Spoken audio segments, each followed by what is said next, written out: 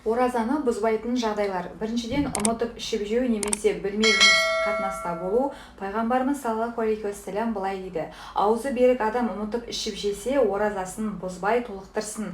Өйткені оған жегізген де, ішкізген де Аллах. Басқа бір хадисте, Рамазанда ұмытып оразасын бұзған адамға қаза да, кафарат та керек емес делінген. Ұмытқан адам есіне түскен кезде дереу тоқтатуы керек. Екіншіден, бір адам таңертең жүніп болып тұрса, және кешке дейін де осылай жүніп күйінде жүрсе, оразасы бұзылмайды. Бірақ әлбетте намаз оқу үшін ғұсыл алу парыз. Аллах Құранда: егер жүніп болсаңдар, толық тазаланыңдар дейді. Үшіншіден, қан алдыру немесе сүлік салдыру оразаны бұзбайды. Пайғамбарымыз саллаллаху алейхи уассалам қажылықта аузы берік кезінде қан алдырған.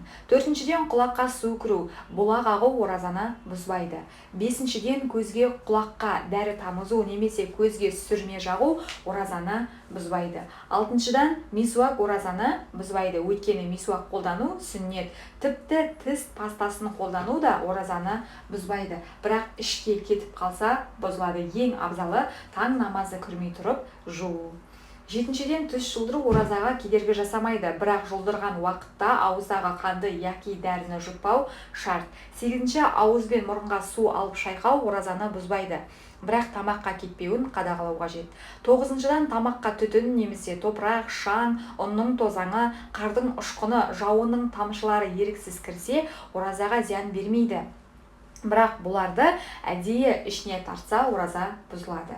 10-шыдан, түкірік немесе мұрынды тарт оразаны бұзбайды. 11-шіден, тістердің арасында қалған тамақ қалдықтары ноқаттан кішкене болса, оны жұту оразаны бұзбайды.